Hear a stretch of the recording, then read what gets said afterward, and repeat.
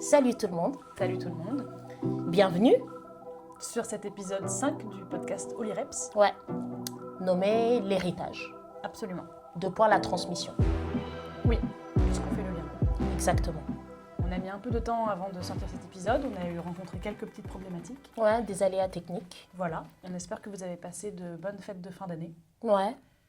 Et on est ravis de vous savoir toujours à l'écoute. Ouais, en tout cas, on vous espère à l'écoute. En tout cas, on vous espère à l'écoute. On espère ne pas vous avoir perdu entre-temps. Voilà, absolument. Voilà. On a voulu aborder ce sujet parce que c'est quand même un thème qui nous tient vachement à cœur. Oui. On avait très hâte d'en parler parce que on a été introduites de manière différente, nous, Oui. toutes les deux, à la religion, notamment. Ouais. Je te laisse peut-être nous raconter, toi, quel a été ton parcours initiatique. Genre plus. C'est marrant parce que l'autre jour, il y a un jour et demi, je réfléchissais au thème parce qu'il y a eu toute une période là où je m'étais éloignée de mon église mère, on va dire, l'église à laquelle j'étais affiliée avec ma famille et ma mère. Je m'en étais éloignée parce que je m'ennuyais et je ne me sentais plus grandir là-bas. J'avais besoin d'autre chose. Et en même temps, j'avais un regard un peu prétentieux sur les autres églises. Je ne comprenais pas en fait qui était au centre.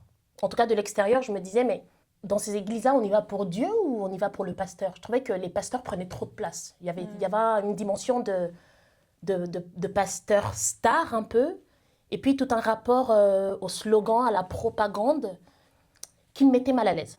Donc, je me suis mise à vivre ma spiritualité de façon assez sauvage. J'allais plus à l'église. Je n'étais pas entourée d'une communauté chrétienne avec qui échanger. Mais très vite, ça n'a pas tenu. Parce que j'ai senti que je rentrais dans une routine spirituelle qui ne se confrontait pas à d'autres pensées. Donc du coup, ma pensée à moi avait fait le tour. Elle ne s'affinait plus, elle ne se développait plus. Et je me suis dit, mais en fait, il faut que je sorte de cette routine. Et pour sortir de cette routine-là, je pense qu'il faut que je retourne vers une communauté, en fait, avec qui je discute de la parole de Dieu, avec qui je m'enrichis aussi par leurs expériences. Et donc, du coup, je me suis mise à chercher une église, tu sais. J'en ai testé plusieurs. Et là, récemment, j'en ai trouvé une qui me plaît assez, où j'ai envie de poser mes valises. Enfin, j'ai envie de poser ma Bible et mes genoux. Sauf que, entre-temps, j'ai eu ma mère au téléphone.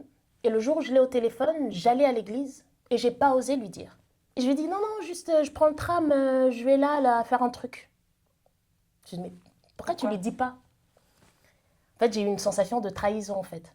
Parce que toute ma vie, j'ai été dans cette église que je partageais avec elle et avec mes frères et sœurs. Et j'ai eu comme une sensation de trahir quelque chose. Après, j'ai pris du recul. Je me suis dit, mais de toute façon, il ne peut pas avoir de transmission sans trahison, en fait.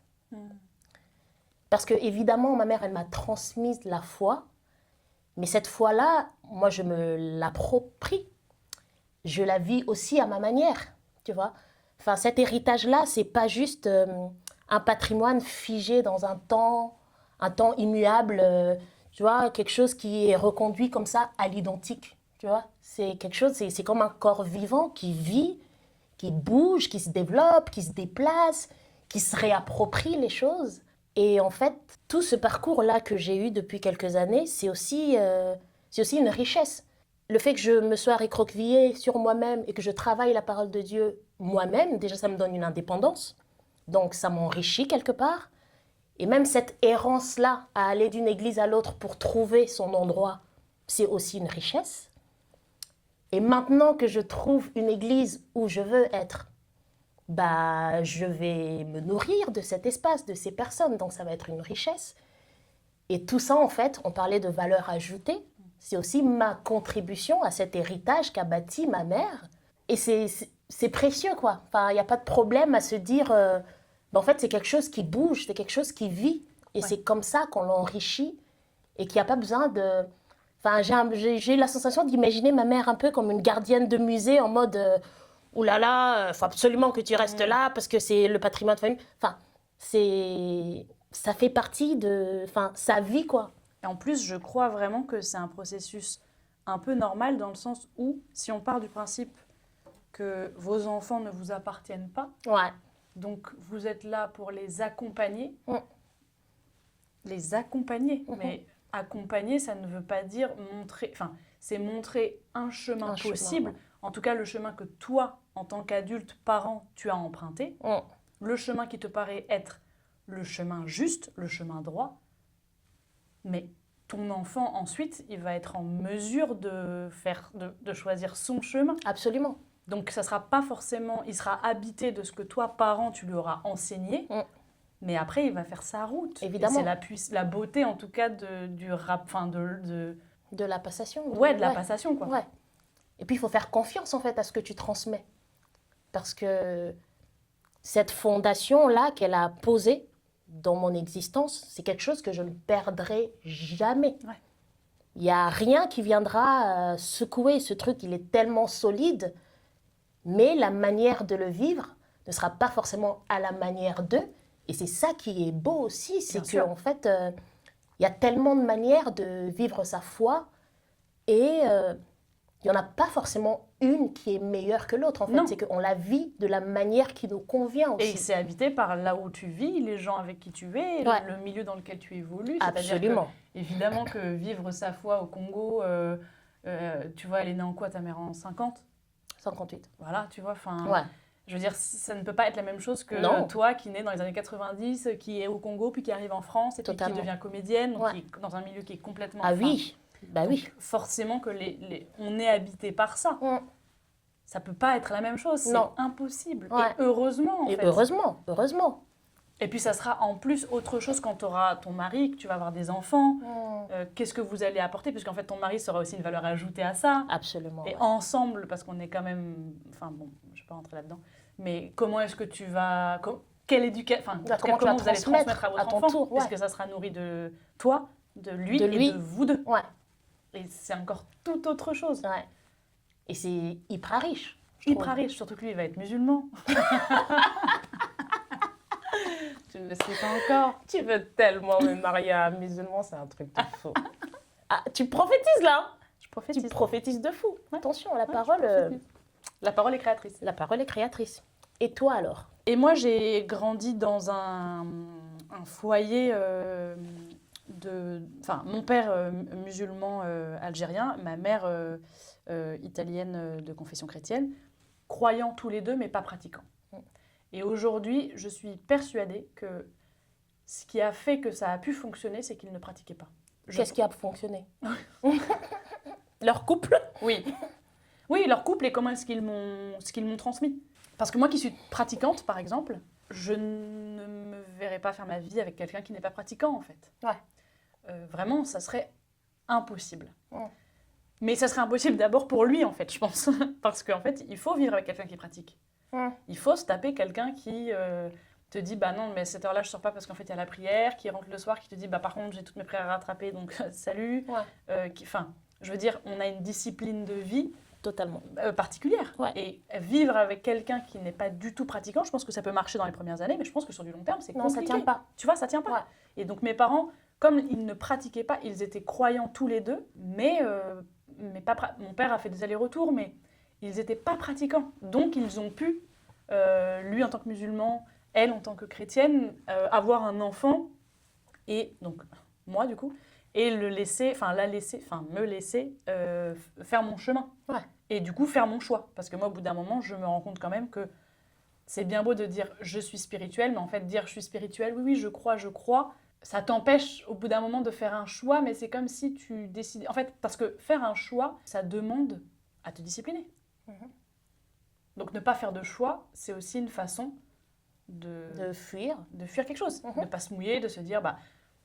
de faire ce qui t'arrange. Ouais. C'est-à-dire que tant que tu es spirituel, tu n'auras pas besoin de faire tes 5 prières. Ouais. Si tu veux manger un peu de mortadelle, t'en mangeras. Tu vois, si tu veux te boire une petite bière, tu la boiras. Ouais. À partir du moment où tu décides, tu fais un choix, Ouais. tout ça, tu l'arrêtes. Oui. Donc, Il faut le vouloir. Tu l'arrêtes pas juste parce que c'est interdit, c'est parce que si tu comprends, tu as la possibilité de lire des textes, de rentrer dans une pensée qui te justifie aussi. Absolument. Parce que faut pas croire que vivre sa foi, c'est suivre un code de conduite. Ouais. Ça tu peux faire, ça tu peux pas faire. Non, c'est beaucoup plus vaste et beaucoup plus riche Bien que sûr. ça. Et c'est le savoir qui amène à C'est l'action. le savoir qui amène à l'action. Et que Ouais. sans action, alors, enfin, je veux dire, sans savoir, l'action n'a pas forcément de valeur ou de sens. En tout cas, c'est fait de façon habituelle et tu sais même plus pourquoi tu fais les choses. Alors qu'à partir du moment où Mécanique, tu tu sais, disais même. mécanique, voilà. Mais que toute action mécanique, à partir du moment où il y a un savoir derrière, ça veut dire qu'il y a une intention qui est posée dessus et donc ça devient de l'adoration et ça devient quelque chose de concret. Ouais. Donc moi, voilà, j'évolue dans un environnement où on parle de Dieu, on parle du shaitan, on parle des valeurs, mais j'ai l'impression que c'est plus une éducation, c'est plus quelque chose de culturel, quoi. C'est-à-dire que je vais me faire mon éducation religieuse toute seule, en fait. Ouais. C'est pas forcément... Ils vont me conseiller des bouquins, par contre. À la maison, c'est sûr que ça aide d'avoir sur une table des livres saints, des livres de penseurs, et pas une télé allumée avec BFM. Forcément, j'ai lu des choses qui m'ont... Alors que j'étais plus... Enfin, quand j'avais 20 ans, j'étais plus chez mes parents. Quand j'avais 15, 16 ans, j'ai lu de grands penseurs qui m'ont ouvert des champs immenses. Ça, je leur en suis très reconnaissante pour ça. Ouais. Parce qu'ils ont laissé ça À ta portée. à ma portée. Ouais. Par contre, je sais que enfin, ce que j'aimerais transmettre à mes enfants, c'est un peu plus riche que ce qu'eux m'ont transmis. Ouais. Ouais, parce Ouais. que tu es rentré dans une vraie pratique quotidienne Ouais. qui te procure du savoir. Absolument. Donc en fait, je pense que quelque part, des fois, on ne sait pas comment transmettre aussi. Ouais. Tu vois? Enfin, surtout quand t'as... Si ton père pratiquait constamment et qu'ils avaient choisi ensemble que tu suives l'islam, il aurait été en mesure de le faire parce que ton père, c'est un mec qui transmet déjà depuis longtemps. Tu vois? Bien sûr. Mais je pense que le fait aussi que chacun soit dans sa religion et qu'en fait, personne ne pratique vraiment, bah du coup, il n'y a pas tellement... il n'y a pas tellement de savoir en fait, parce que il suffit pas. Ton père, il est aussi musulman par culture, Et en fait, c'est là par où ses origines ce aussi. que je me suis rendu compte, en tout cas avec mes parents, c'est que ils ont coupé avec une certaine pratique chacun parce qu'ils ont coupé chacun avec leur famille. Et que ma mère, elle a fait enfant. Tu vois, ma grand-mère italienne, elle prie, elle a des cierges allumés tout le temps. À la maison, c'est C'est le Vatican. C'est le Vatican. Ça peut prendre feu à tout moment. Enfin, vraiment, les bougies, c'est. Tu vois. Donc, elle a fait baptême, profession de foi et tout le blabla. Ouais. Moi, je pense que ma mère, je ne l'ai jamais vue à l'église, en fait. Enfin, j'ai pas le souvenir, en tout cas, de ma mère qui va à l'église. Mon père, il est né en Algérie, il vit en Algérie. Ma grand-mère prie. Et pourtant, je l'ai vu un peu prier, puis arrêter, puis prier, puis arrêter. Mais en réalité, c'est qu'ils étaient tellement en rupture avec leur famille que cette pratique-là est coupée aussi. Ouais. Parce que c'est une façon de tout repousser. Puis ensuite, ils décident de faire un métier où, bon, Qui t'éloigne un qui peu. t'éloigne un peu aussi. Beaucoup même. Ouais, qui t'éloigne beaucoup. Donc, tout est mis un peu sur le côté et ça existe, mais on est spirituel. C'est la fameuse phrase, quoi. Ouais. Non, mais moi, je crois. Je crois, mais ouais. tu crois Non, mais je crois, puis de toute façon, c'est tellement intime, je préfère pas en parler. Et puis ça s'arrête là, et il n'y aura pas de discussion possible, et puis parce que c'est intime, et que... Mais tu restes, t'es spirituel, ça. Ouais. Bien sûr. Bien sûr, bien sûr. Ouais, t'es spirituel. Mais c'est aussi, je trouve que pour les deux, la dernière fois, j'ai lu un truc qui m'a vachement surprise, c'est que la France, ça fait partie des 10 pays dans le monde qui a le moins de croyants. Oh. C'est-à-dire que la majorité de la société, quoi, sont soit non-croyants, soit agnostiques. Il y a 10 pays dans le monde, on en fait partie. Waouh. Ah ouais. Tu Ça rajoutes a à ça, bien marché, la politique, ça a la bien laïcité. marché. Et tu rajoutes à ça. Mais parce que la laïcité ne veut pas dire de ne pas croire, en fait. C'est-à-dire que c'est pas ça, la laïcité. C'est pas Oui, de mais se je pense dire, que la laïcité a une grande influence sur ça. c'est possible. Mais tu rajoutes à ça un passé colonial Coloniales. qui est complètement sur lequel on n'ose pas revenir. Bah, en fait, ça crée des gens qui rejettent, qui sont en rejet total. Ouais.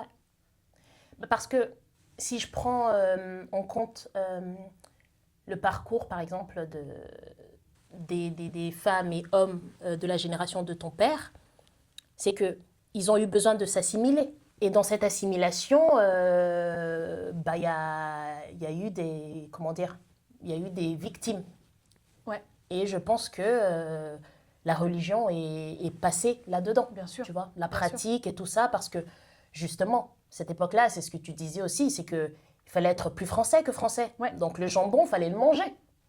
Il Tu fallait vois, gommer l'accent. fallait gommer l'accent, fallait cacher que tu pries. Et en fait, à force de cacher aussi, tu vois, toutes ces injonctions-là, à force de cacher, à force de ne pas pouvoir vivre ta religion librement, parce que tu veux appartenir, parce que c'est important d'avoir ce sentiment d'appartenance-là. Moi, c'est ce que j'ai recherché au bout d'un moment. Je sentais qu'il me fallait une communauté.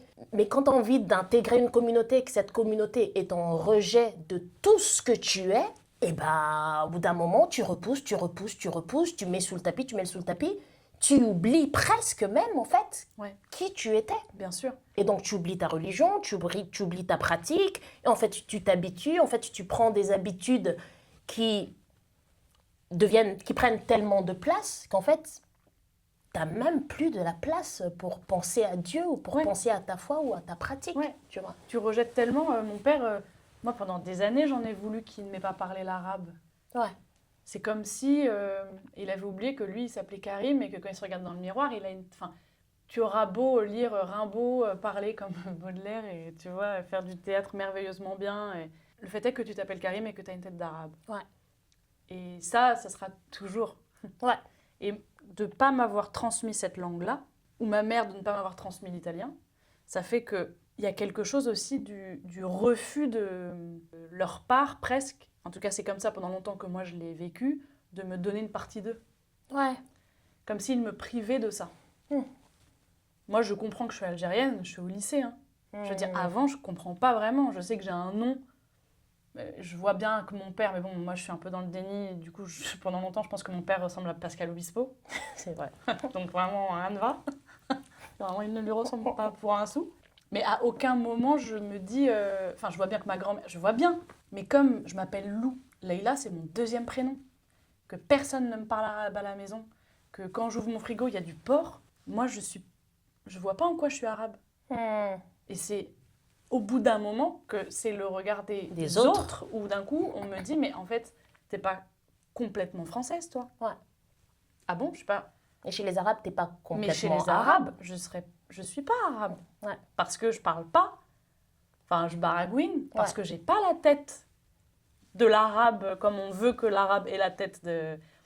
Et parce que pendant, tu vois, toute la période Enfin, j'étais pas pratiquante. Donc en fait, je n'avais rien. T'as rien de cette arabité-là Voilà. qui te relie à... Et ça, j'en ai voulu longtemps à mon père parce que du coup, tu me retires ce que je suis. Ouais. Parce que tu ne me transmets pas ce que toi tu es. Parce que, en fait, la transmission d'un héritage, c'est aussi le prolongement de la vie, en fait.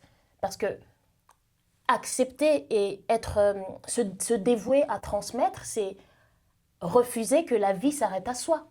Bien sûr. C'est offrir, en fait, ce prolongement-là. Parce que ton père, il t'aurait transmis à toi la langue et tout ce rapport-là à la culture arabe, bah, tu aurais eu en fait du savoir pour le transmettre ensuite. Et en fait, il y a quelque chose qui se perpétue de toute façon. Après, moi, ce que je trouve super aussi, c'est que, par exemple, moi, j'ai une mère qui a fait du basket pendant un bon moment. Mon frère aîné, il en a fait, professionnellement même. Mais en tout cas, le reste de la famille, il n'y a personne qui a été dans une pratique sportive. Et là, je me rends compte que, enfin, ma mère a fait du sport, mon frère en a fait, mais j'ai pas la sensation, moi, d'avoir un héritage sportif. Parce que ça s'est arrêté, en fait, ça s'est pas perpétué dans le temps. Ça n'a pas été réellement transmis, je trouve. Pardon, mais si je puis me permettre. Ouais. En fait, je trouve que... Parce que, ok, par exemple, la transmission du basket en tant que tel, vraiment le sport, le basket, bon, ça s'est arrêté à ton grand frère. Ouais. Mais ta mère, en ayant été très sportive, parce qu'elle l'a été, elle a eu une certaine discipline. Et ça, c'est aussi une discipline qu'elle a eue parce qu'elle est, mais qui, je pense, enfin, la pratique sportive lui a donné aussi une certaine discipline de vie. Oui, Et ça, elle vous l'a transmis. c'est En vrai. fait, c'est pas forcément transmettre un sport, mais c'est Ouais, c'est transmettre transmettre aussi aussi. les vertus. Et ouais, parce que ce qui accompagne le sport, c'est une façon de penser, un rapport au monde, une façon de se mouvoir. Carrément. Et ça, elle vous l'a transmis. C'est vrai. C'est vrai. Tu vois? Ouais, je suis d'accord. Quand même. Ouais. Elle nous a transmis beaucoup d'autres vertus qu'elle a, elle, obtenues en ayant cette discipline-là sportive. Mais c'est que dans la pratique, en tout cas sportive, par rapport à tout ce chemin que nous on fait depuis 1 an, ben, j'ai pas la sensation que j'avais en moi une fondation, on va dire. Mais c'est pas grave, parce que je me le crée moi-même. Ouais. Et c'est ça aussi qui est précieux, c'est que, parce que là, je me rends compte, il y a quelque chose qui me bouleverse, c'est Anne-Laurie, ma nièce, en fait. À quel point... Pourtant, je n'ai pas du tout été... je lui proposais juste, je disais, viens à la salle avec moi. Deux fois, elle voulait, deux fois, elle voulait pas. Deux fois, elle venait, mais elle voulait pas faire mes exercices, elle voulait faire ses trucs, tu vois. Et je ne sais pas comment ça s'est fait. Elle a vu comment je mangeais. Et quand j'étais à Lyon, parce qu'elle habite à Lyon, quand j'étais à Lyon, je faisais à manger pour toutes les deux, mais je faisais à manger à ma manière, donc d'une manière saine. Et elle mangeait avec moi. Et elle aimait ça. Et elle a observé ça. Et elle a copié ça. Et aujourd'hui, c'est incroyable le changement dans son quotidien. Vraiment, je ne le réalise pas parce que c'est vraiment la meuf qui, quand j'arrivais à Lyon, c'était Tata, je peux prendre ta carte pour aller acheter une pizza. Mais que de la malbouffe. Mais maintenant, elle ne fait que de la bouffe saine. Elle cuisine, elle prend le temps, elle se nourrit bien. Elle va à la salle, elle est disciplinée. Là, cette année, c'est son année de bac. Hein. Donc, elle commence à 8h, elle finit à 18h. Elle va en cours de danse. Et après son cours de danse, elle va faire son sport. Ça me bouleverse parce que je me dis, ah ouais, d'accord, ok, c'est aussi ça l'impact. En fait, on ne mesure pas en fait, à quel point on peut être des modèles de façon positive ou négative. On ne se rend pas compte de qui regarde, en fait, et de quelles graines on plante. Oui. Et parfois, malgré nous. Oui. Je ne l'ai pas forcé. Ouais. Je ne l'ai pas forcé, je l'ai invité de temps en temps. Et maintenant, enfin, je veux dire, moi, j'aurais adoré avoir 17 ans et rentrer dans cette discipline-là. Et comprendre et avoir quelqu'un qui est un exemple vivant de cette chose-là, tu vois. Ouais. Et en fait, je me dis, c'est pas grave parce que de toute façon, ce patrimoine-là, on l'a maintenant. On l'a maintenant. Et je le vois chez Anne-Laurie. Il y a ses petites sœurs qui observent. Enfin, Bah oui, donc en fait, c'est une ça va se chaîne. perpétuer. Bien sûr. Tu vois. Bien sûr. Bien sûr. Et évidemment, c'est ce que tu dis est très juste. C'est-à-dire qu'en fait, on est tous on peut être un modèle, tu vois, pour chacun. Ouais. Ça, c'est très réel, quoi. Je me rappelle, moi, j'ai commencé à fumer parce que je voulais faire comme les grands, en fait. Parce que c'était stylé d'avoir une clope. Ouais. Du coup, j'ai fumé pour ça. Et après, par mimétisme. Bien sûr. Et après, sors-toi de ça. Ouais. Dieu merci, je m'en suis sortie il y a très longtemps maintenant. Ça fait plus de 10 ans, non? Non, je pense que ça fait 9 ans que je fume plus. 8 ans. 8 ans. 8-9 ans. C'est énorme. Ouais, c'est énorme. C'est énorme. Je fumais beaucoup. Vraiment, je fumais beaucoup, quoi. Ouais. Parce que je voulais ressembler à. Ouais. Mais si d'un coup, tu veux ressembler à quelqu'un qui fait du sport, qui mange bien, tu gagnes un temps fou, quand même. Tu gagnes un temps fou et puis juste tu gagnes, enfin, je veux dire, une bonne santé. Enfin, tu gagnes pas que du temps, quoi. Tu gagnes un comportement... Des points de vie, en fait. Un comportement qui est salvateur pour ton être, en fait. Parce que nous, ce qu'on aborde, c'est ça aussi. C'est que comment chacun de nos actes sont des louanges à Dieu. Et en fait, ouais, c'est que tu honores en fait ce corps. Tu honores ce corps et tu dis merci à Dieu pour ce corps en faisant ça, en mangeant bien, en adoptant ces gestes-là qui sont précieux. Et t'imagines que Anne-Laurie, qui a 17 ans et qui te prend comme modèle, donc d'un coup qui se met à faire du sport, à bien manger, elle a 17 ans. Tout ce que le sport va lui apprendre sur la vie, sur le fait de tenir, d'aller au-delà, tu vois, de se relever de l'effort. Ouais. De se dire, ok, là c'est dur, mais je sais pourquoi est-ce que je suis en train de le faire. Ouais. J'ai mal, mais je sais pourquoi est-ce que je suis en train de le faire. Je vais aller plus loin. Et comment est-ce que d'un coup, tu n'écoutes plus forcément la petite voix qui te dit, oh, laisse tomber, vas-y, t'es fatiguée. Ouais. Et ça se répercute sur tout dans ta vie. Dans tout. Tu vois, que ce soit dans Ça tes t'aide. études, dans le travail. En fait, tu as tellement expérimenté ça dans ta chair, dans le sens où tu as fait du sport, tu as eu mal, tu n'as pas abandonné, tu as continué. Et en fait, tu as vu les résultats. Bah, tu te dis, ok, cet exercice, je sais pas, je suis en train de faire des maths, j'y arrive pas, mais il n'y a pas besoin d'abandonner en fait. Je vais finir par comprendre. Je vais finir par comprendre et je vais voir les résultats. Que ce soit au travail, enfin, dans tout en fait. Même si le théorème de Pythagore, il m'a jamais servi. Je te le dis. Peut-être que tu ne sais pas en fait. Parce que je te rappelle que tu comptes beaucoup. Ouais, c'est un toc du coup. Et le théorème de Pythagore. Ah, on ne sait pas. Bah, je fais pas du théorème de Pythagore dans ma tête. Je sais pas, je sais pas. En tout cas, tu as un rapport aux maths. On dirait que tu as adoré les maths à l'école. Alors qu'au bac, j'ai eu 2 sur 20. Et j'ai fait un 2 bac. sur 20. J'ai fait un bac ES, t'imagines? C'est-à-dire que c'est C'est quand même. vraiment, C'est important les maths quand même dans le bac ES. J'ai eu 2. Bah, tu t'es trompé C'est-à-dire- d'endroit en fait. Mais je pense qu'on m'a juste donné les points parce que j'ai écrit Ah oui. bien. Tu vois ce que je veux dire? Ouais. Sur la personne s'est dit, vas-y, Mskina, on va pas lui mettre 0. La meuf, Elle elle a écrit fait de bien. la poésie. Et aussi, quand même, ça me fait penser, tu vois, à ces modèles qu'on est, ces graines qu'on plante, ces héritages, en fait, qu'on peut construire de toutes pièces en partant de rien.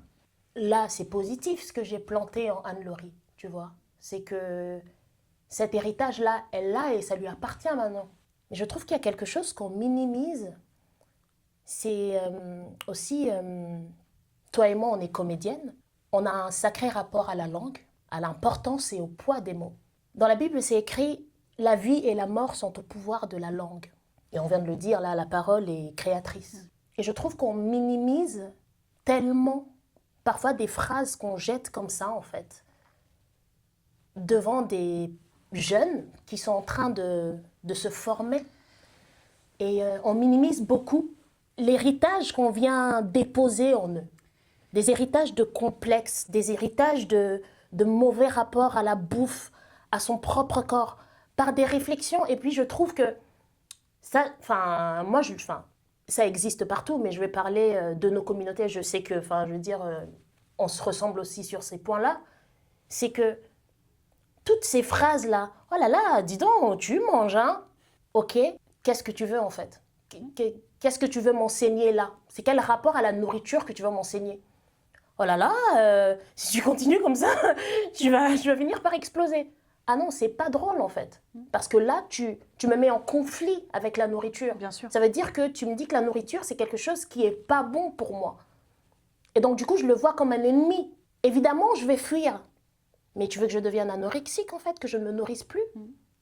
Formule Ou autrement. que Ou que je rentre en obésité parce que je me nourris mal. Bien sûr. Parce que j'ai un rapport contrarié à tout ce qui va être nourriture et que d'un coup, dès que j'ai une émotion que je n'arrive pas à gérer, Je vais compenser avec Et la ouais, nourriture, bien tu sûr. vois. L'autre jour, j'étais devant le miroir, tu vois. Je suis bien foutue. Dieu bénisse. Dieu bénisse, je suis bien foutue. Alhamdoulilah. Et donc, du coup, je me regarde dans le miroir. Et là, il y a une phrase qui me vient. En fait, je pense à une phrase que me disait une de mes tantes. Elle me disait hey, toi, si tu continues comme ça, tu vas sauter. Hein. Ça veut dire que si tu continues à manger comme ça, tu vas sauter. Genre, t'as 11 ans, mais tu vas tellement sauter que tu auras l'apparence d'une meuf qui a 18-19 ans, tu vois. Si tu continues comme ça, tu vas sauter. Hein. Faut arrêter de manger et tout. Hein. Je suis là du haut de mes 31 ans, devant mon miroir, et à cette phrase qui me revient. J'aurais jamais pu m'imaginer que cette phrase-là, elle vivait encore en moi. C'est parce que je me suis regardée dans le miroir, j'ai aimé ce que j'ai vu, et je me suis dit, qui a sauté maintenant? Tu te rends compte? Mais il y a 2 ans, j'ai fait un stage. Et en fait, pendant le stage, on travaille sur toutes les paroles entendues dans l'enfance qui t'impactent encore aujourd'hui. Ouais. Donc, que ce soit tes parents, moi j'en fais encore les frais aujourd'hui, mon père qui m'a beaucoup dit, t'y arrives pas, mais même le plus bête, il y arrive. Parce que j'étais très mauvaise à l'école. Ouais. Comment ça, t'y arrives pas? Mais même un étranger, il y arrive. Sous-entendu, quelqu'un qui parle pas français. Ouais. Bon. Aujourd'hui, quand je dois m'exprimer en public, par exemple le talk que j'ai fait il y a 2 jours, là, Ouais. je suis en angoisse parce que je me dis, je suis bête. Tout ce que je vais dire là va être reçu par les gens comme « Waouh, elle est vraiment bête ». En plus, il y a une sociologue, en plus, il y a machin, en plus, il y a ceci. Mais moi, si on m'invite, je ne comprends pas déjà pourquoi on m'invite. Et en plus, et vraiment, et je suis habitée par ça. Donc je travaille évidemment, je respire et je me dis « Lou, allez ». Mais j'ai le micro dans les mains, je me mets à trembler, alors que je joue des spectacles devant je sais pas combien de personnes. Ouais. Mais là, il n'y a pas grand monde, j'ai le micro et je tremble parce que je me dis, ça y est, c'est maintenant qu'on se rend compte que je suis bête. Tout ça à cause de ces paroles-là. Évidemment. Et cet homme explique lors du stage qu'il a travaillé, et c'est bouleversant, attention, c'est bouleversant, avec des gens, des adultes, qui avaient des problèmes de vue. Pas des gros problèmes de vue, mais des petits problèmes de vue. Assez pour, en tout cas, froncer un peu les sourcils, les yeux, tu sais, pour regarder quelque chose. Un autre qui avait un petit bégaiement. Léger, mais quand même. Et en fait, en faisant tout un travail, ils se sont rendus compte de quoi?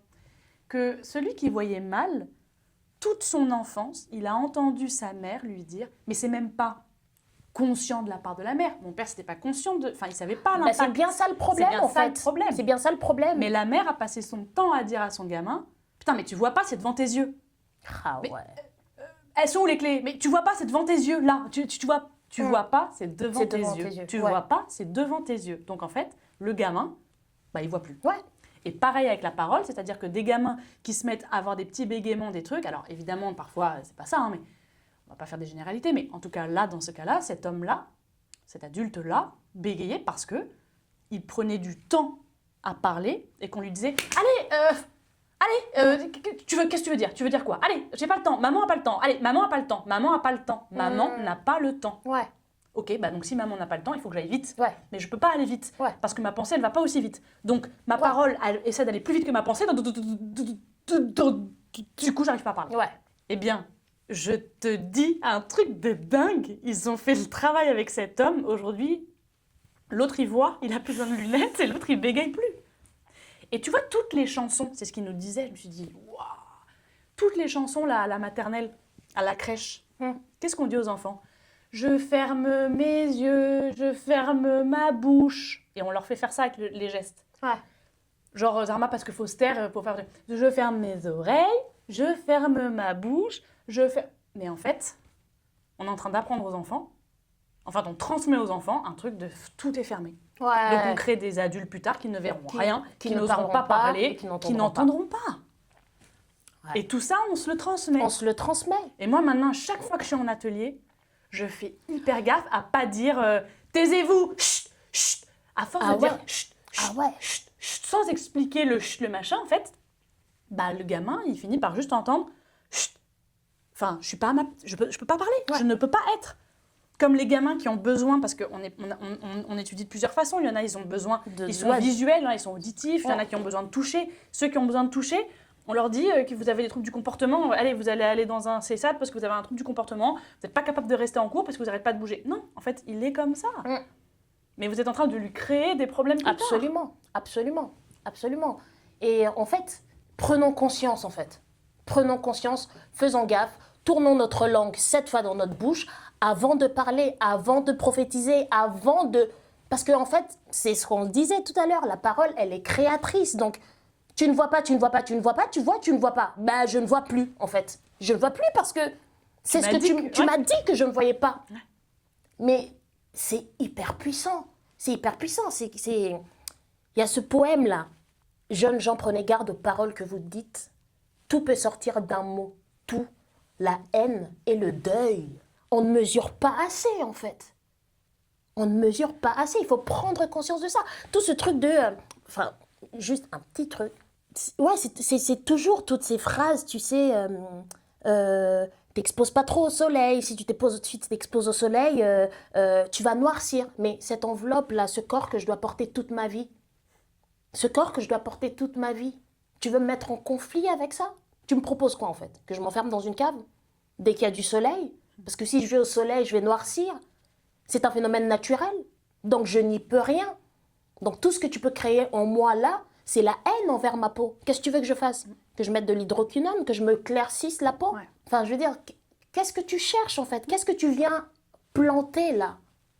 Qu'est-ce que tu viens planter? C'est quoi? Qu'est-ce que tu prophétises avec ta bouche?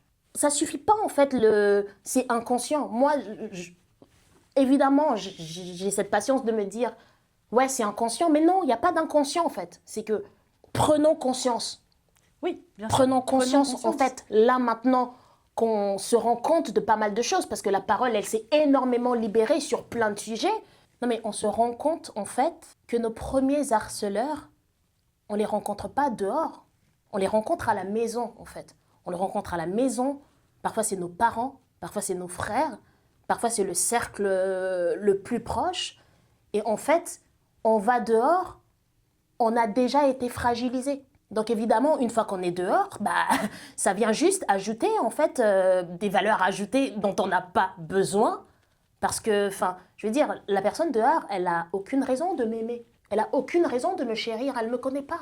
Évidemment qu'elle va me faire mal tranquille et qu'elle va rentrer chez elle, elle va dormir. Mais si déjà on me blesse déjà au sein de l'endroit où je suis censée recevoir de l'amour et de la confiance, et que je sors dehors, en fait, je me construis sur un truc de « Ah bah c'est ce que je mérite en fait ».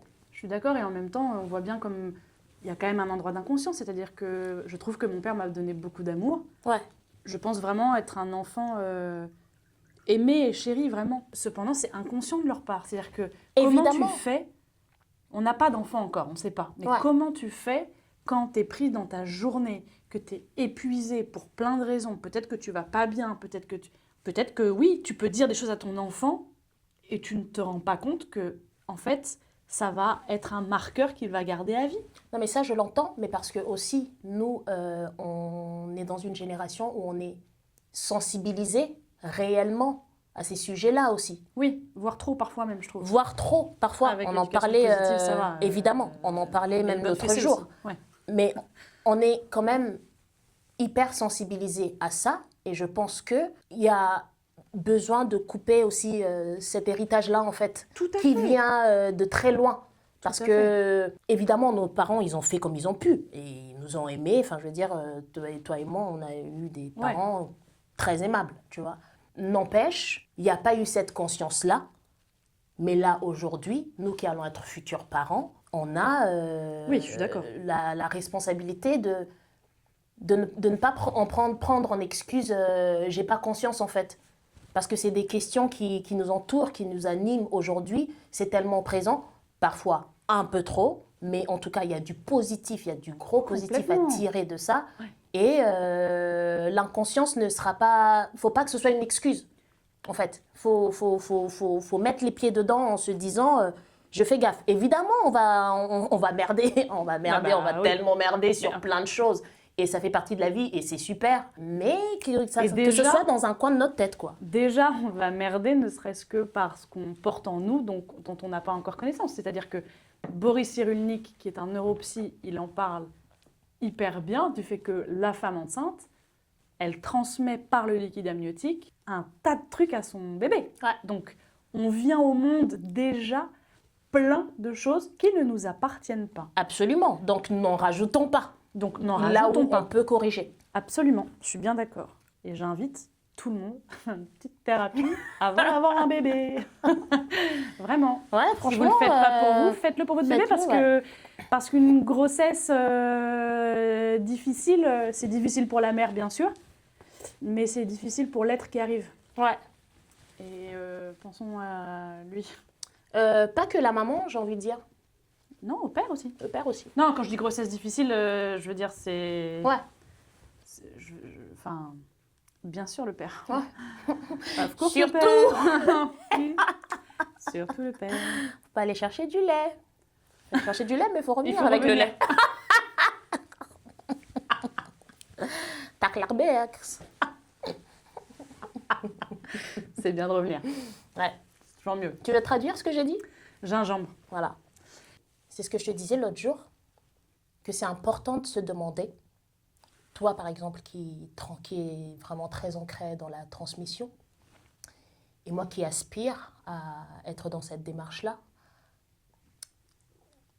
je trouve que c'est précieux, en fait, de se demander est-ce que ce que je transmets rend l'autre libre ou dépendant de moi.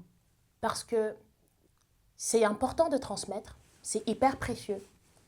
On devrait tous s'y prêter, mais tout le monde n'est pas fait pour transmettre, en fait.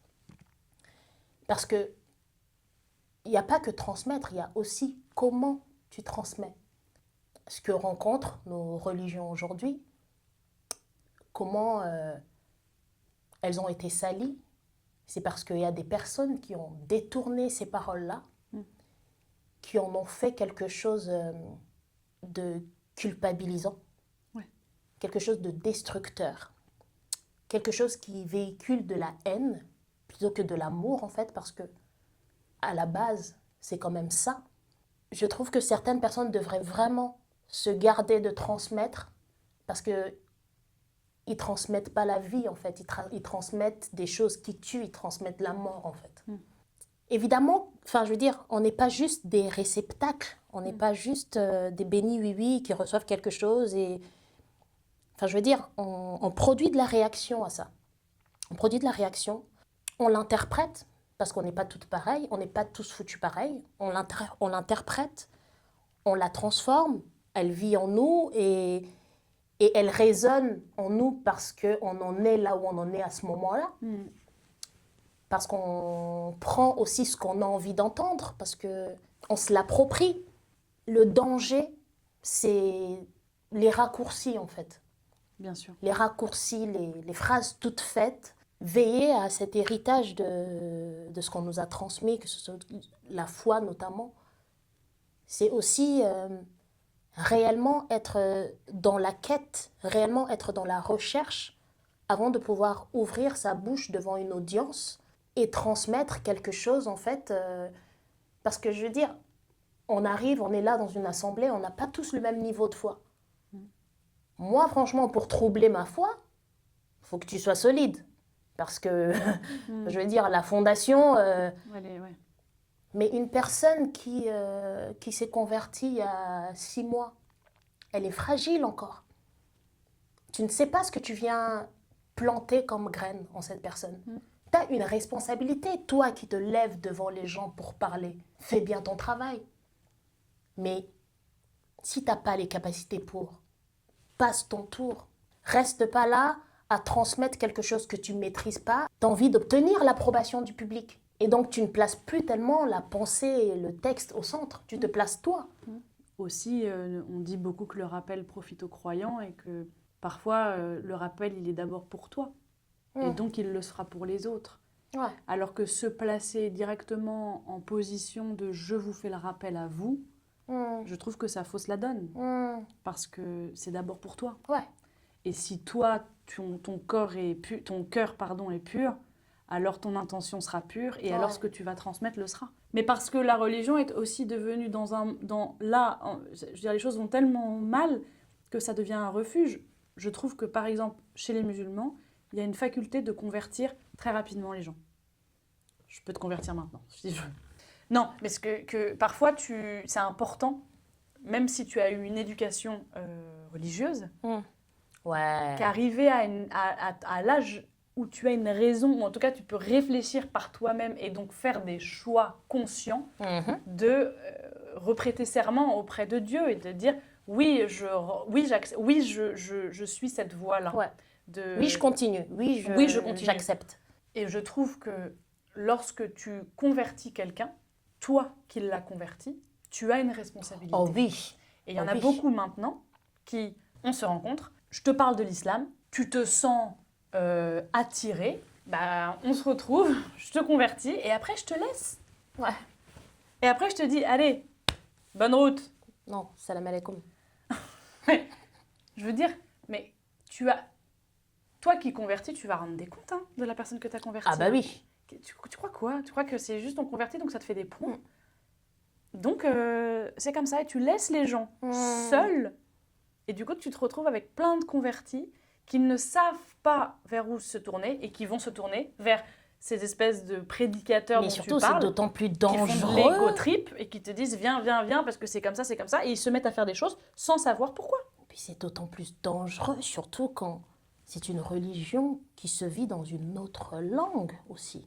Ah bah bien sûr, de toute façon, Tu vois. les traductions, c'est... Ah mais ça, chérie, ça concerne même la Bible. C'est pour cela, moi, j'ai envie de m'acheter cette Bible-là, qui coûte genre 58 €, où t'as des mots en hébreu à l'origine, et en fait, on te fait l'étymologie du mot et comment on en est arrivé à traduire cela de cette manière-là, tu vois. Et par exemple, les pasteurs, ils ont aussi l'habitude de lire plusieurs versions. Il va lire Louis II, il va lire ceci, il va lire cela, pour essayer. Et des fois, tu te rends compte qu'en fait, waouh, là, si je lis juste en rapide, genre, j'ai pas le temps, je me dis, je vais lire juste parce que j'ai lu la Bible. Tu te dis, mais vous dites pas du tout la même chose. Mais moi, j'ai 2 Corans à la maison. Parfois, je prends les deux. Donc j'ai une traduction que tout le monde achète, d'une édition, je ne dirais pas, mais bon, bref, on va pas faire de la vente, mais c'est un peu le Coran que tout le monde a chez soi. Et celui que mon père m'a transmis. Tu lis, c'est simple en fait. C'est simple, hein. Et franchement, c'est dramatique ce que je vais dire. C'est un drame, Waouh. vraiment. Tu lis une sourate de la traduction du Coran que mon père m'a offert. Je te jure, tu relis, je sais pas combien de fois. Ne serait-ce qu'un verset. Tellement il a essayé d'être au plus proche de la poésie et de la puissance de l'arabe. Tu relis plusieurs fois. L'autre, tu lis une fois, t'as capté, genre. Pour ceux qui écoutent, là, je suis en train de faire des guillemets avec mes doigts. Tu as capté. C'est-à-dire que il y a une traduction. C'est d'une simplicité sans nom à lire. Ah ouais. Donc c'est compliqué de venir faire un vrai travail réflexif autour, par exemple, des versets, parce que c'est vraiment trop simple. Alors que en arabe, c'est de la poésie pure. Et l'autre traduction que j'ai, elle permet ça, parce que vraiment, un verset, tu peux le relire, mais je ne sais pas combien de fois, parce que vraiment, tu comprends pas d'un coup. C'est beaucoup plus compliqué. Et je trouve que en sport, on retrouve un peu pareil, c'est-à-dire que je te donne un programme, mais tu ne t'arrêtes pas simplement à ce programme-là. Tu vas aller par toi-même, aller chercher autour des exercices pour essayer de comprendre vraiment pourquoi est-ce que cet exercice-là, combien de répétitions, tu vois, combien de séries. Et puis en fait, tu vas... Et pourquoi autant de séries et de répétitions? Et tout ça, ça va te permettre en fait d'agrandir, enfin de prendre comme si c'est comme si tu avais un sac. Et en fait, on t'a transmis ça, tu l'as mis dedans, mais en fait, par ta connaissance, parce que toi, tu vas chercher, tu vas remettre, et ton sac, il grandit. Et quand tu vas le transmettre à quelqu'un, il sera plus grand. C'est vraiment l'économie de la connaissance. Absolument. On m'a donné ça, moi, j'ai rajouté ça, tiens, je te donne ça. Et toi, tu vas rajouter ça, et ainsi de suite. Et c'est une chaîne. Et puis, tu n'es pas juste un exécutant, en fait. Absolument. Tu penses l'action. Tu n'es pas juste en train de reproduire quelque chose qu'on t'a donné parce que c'est un professionnel, parce que c'est un coach, parce qu'il sait ce qu'il dit. Et bah, du coup, juste tu reproduis. Bah non, enfin, je veux dire, il faut aussi, c'est ce qu'on disait, d'être dans l'intention de l'action. Absolument. Quand on a des amis qui nous demandent de leur faire des programmes. Bah là, moi j'ai une amie qui veut que je lui fasse un programme, mais je lui ai dit, on va prendre rendez-vous, je vais venir avec toi et on va s'entraîner ensemble. Parce que moi, je vais te dire, fais des squats, mais je ne vois pas comment tu reproduis un squat. Si ça se trouve, tu vas te faire mal. Et en fait, tu diras, ah bah, on m'a envoyé un programme, j'ai exécuté. Non, moi, j'ai une responsabilité envers toi. Et donc, je ne veux pas te faire un programme. Déjà, je l'ai constaté quand j'ai entraîné mes sœurs, c'est que bah, on n'est pas foutu pareil. Donc, il y a des gens, une fente, bah, il faut qu'ils prennent plus large parce que sinon, il n'arrive pas à être sur ses appuis. Moi, je n'ai pas besoin de prendre énormément large parce que je maîtrise assez. On n'a pas tous la même morphologie. Donc, c'est important de prendre sa responsabilité ou alors d'aller vers des professionnels qui font très bien leur travail et qui t'accompagnent, quoi. Enfin, si tu peux pas te payer 2 séances, bah attends quand tu pourras. Va pas juste prendre un professionnel en mode ah par contre je ne peux me payer qu'une séance et en fait il bâcle le travail et tu te retrouves à mal exécuter, à te faire mal, à ne pas être dans le plaisir de la chose, à juste subir parce que c'est ça aussi, c'est qu'il faut que ça soit un moment agréable. Et donc, la transmission, c'est une responsabilité énorme. Et ça, il faut en prendre toutes les considérations de ça. Enfin, c'est une grande responsabilité que de dire je vais te transmettre ça. quelque chose. Et bah écoute, je pense que c'est une très bonne façon de conclure ce chapitre. Merci de nous avoir suivis pour cet épisode 5. N'oubliez pas mettre des petites étoiles, de partager, de liker, de commenter, de faire vivre. Ce podcast. Et vous pouvez voir sur Instagram, on a créé un linked.ee, un link. Un link. On ne sait pas comment ça s'appelle, mais en tout cas, n'hésitez pas aussi à partager ce truc-là. Ça permet aux gens de voir qu'il y a YouTube et d'autres choses. Absolument. Et à très bientôt pour un prochain épisode. Non? Absolument. Ouais. Bye. Bye bye.